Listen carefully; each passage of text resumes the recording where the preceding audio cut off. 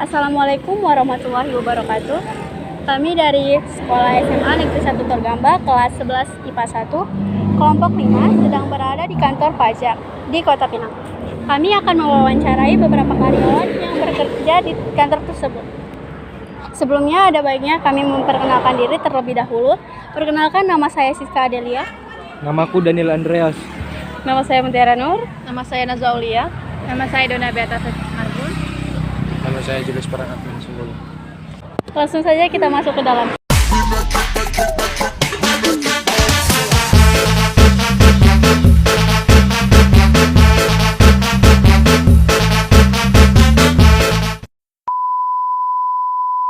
Kami telah masuk ke dalam kantornya. Di sini kami akan mewawancarai dengan Bapak siapa? Bapak Kelvin. Oke, baiklah. Langsung saja kami langsung menanyakan tentang pajak. Ya, jadi gini Pak, jika tidak membayar pajak serta tidak melaporkan SPT tahunan, apakah akan dikenakan sanksi kepada pihak terkait yang melakukan hal tersebut? Oke, untuk pembayaran dan pelaporan pajak, ya kan? Pembayaran pajak ini dilakukan ketika memang ada pajak yang harus dibayarkan.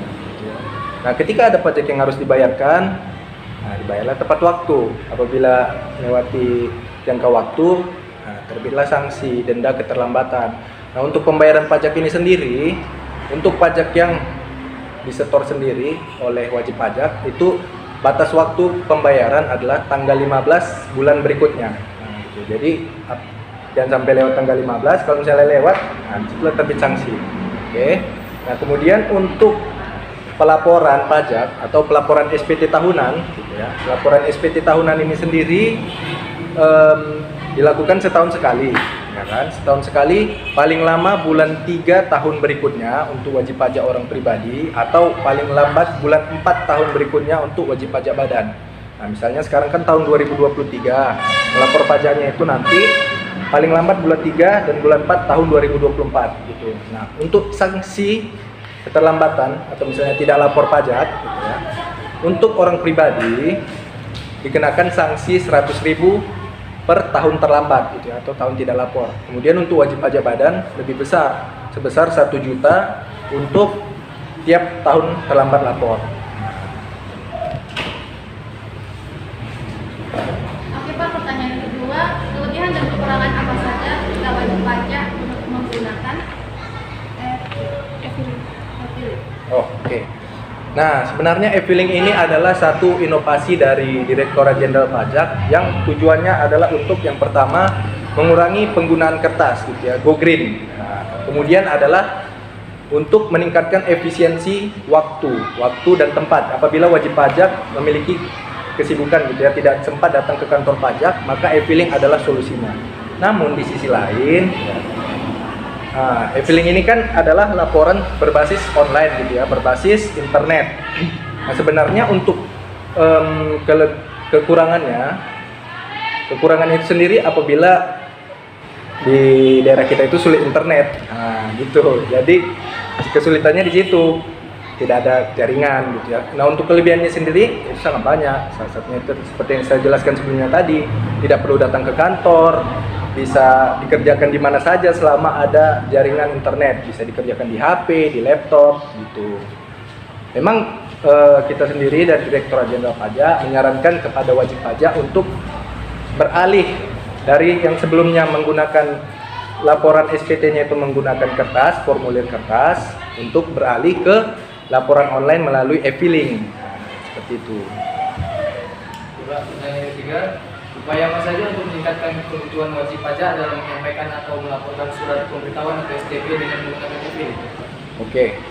Nah, dari kami Direktorat Jenderal Pajak itu selalu memberikan yang namanya edukasi gitu ya. Edukasi kepada wajib pajak bagaimana sih cara melaporkan SPT tahunan terutama melalui e-filing begitu ya. Kemudian juga di channel YouTube kita Direktorat Jenderal Pajak juga banyak tutorial cara melaporkan SPT tahunan di situ ya kan. Nah, kita juga senantiasa melakukan inovasi untuk menjaga kualitas server terutama ya, agar tidak down, agar masyarakat itu tetap nyaman melaporkan e-filing. Kita juga setiap tahun membuka kelas pajak gitu ya, kelas pajak bagaimana cara melaporkan SPT secara e-filing, baik itu di kantor maupun keliling daerah yang masih wilayah kerja, terutama wilayah kerja KPDOKP Kota Pinang ini, untuk mengedukasi masyarakat gitu, bagaimana cara melapor e-filing. Kita juga membuka yang namanya pojok pajak di bank atau di tempat-tempat keramaian. Di situ kita bisa membantu wajib pajak yang kebetulan misalnya lagi di bank, ada urusan di bank, tahu-tahu teringat mau lapor pajak secara e-filing, nah bisa datang ke pojok pajak. Atau misalnya lagi ada di mall atau di supermarket, pusat perbelanjaan, ketika ada pojok pajak yang dibuat oleh kami, nah bisa singgah ke situ, biar bisa kita ajarin gitu. Baiklah Pak, terima kasih buat Bapak Kevin yang sudah memberikan waktunya. Kami pamit undur diri ya Pak. Oke, terima kasih. Terima kasih Pak. Baiklah, demikianlah hasil wawancara kami. Kurang lebihnya kami mohon maaf. Kami dari kelompok 5 undur diri.